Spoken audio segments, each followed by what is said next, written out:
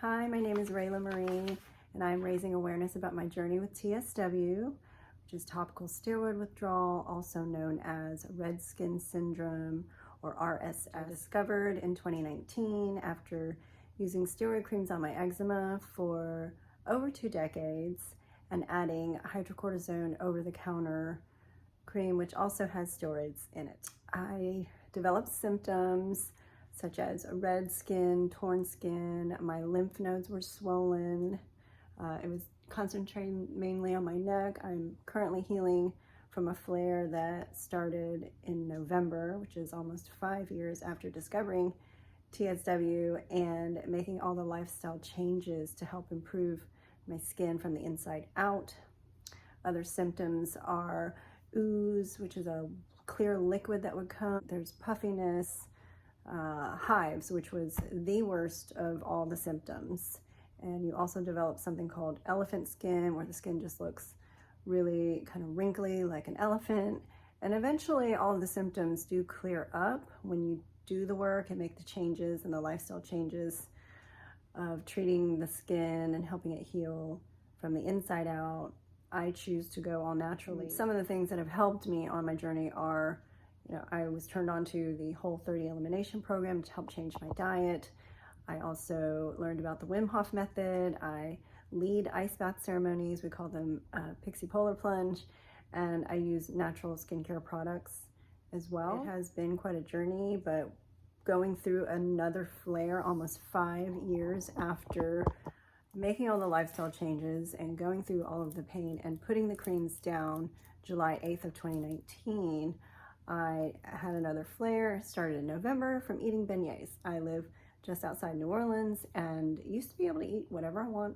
And in November, I felt like I deserved to have some beignets. And then my skin just went, not so much. It's taken really up until now, but I went through in January where I had to quit cold plunges and cardio because of the inflammation, and I really got brought down to my knee. Was just so taken over by the physical pain this time around and the emotional pain, the sleepless nights, all of it. And I was very angry, and I tapped back into our support group online through ITSAN, which is a nonprofit that is pining to get an ICD-10 code so that TSW will be recognized as a medical condition.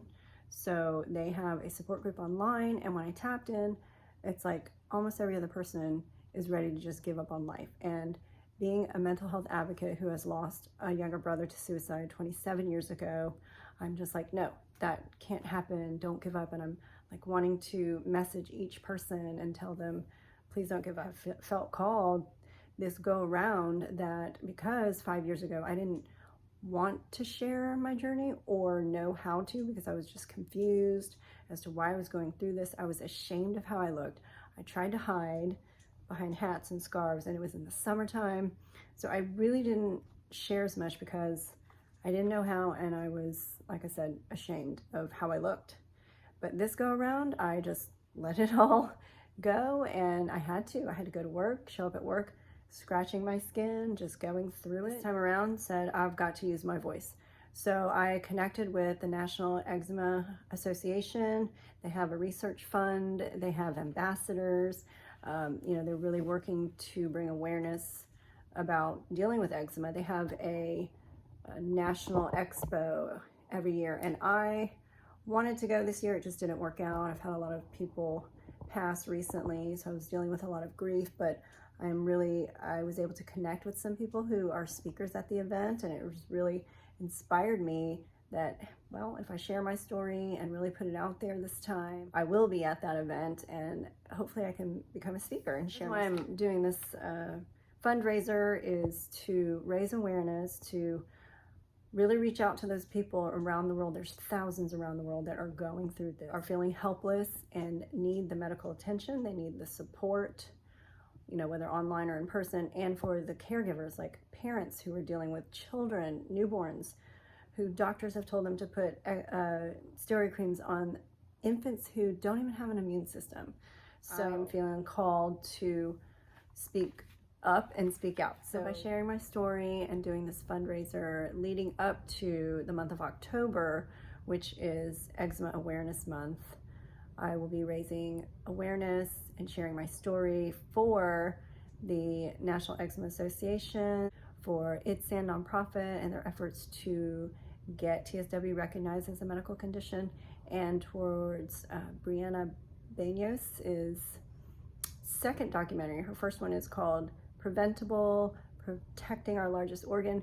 That is a documentary I watched in 2019, right as I discovered it, that made me put down the creams. And she is, almost 5 years later, still going through flares and doing a second documentary called Still Preventable. Those are the organizations that I have connected with and feel like, you know, this is just something that as a collaboration and working together, we can help bring the awareness out there. So I appreciate any support out there. I'm also going to work on my blog and all the platforms that I'm using, including Substack and social media, YouTube, all of those, to share how I've helped heal on my TSW journey holistically. And so you'll be able to share that or follow along, or if you're someone who deals with TSW or eczema, or if you know of someone with eczema, to please share this with them to get them the support that they need. So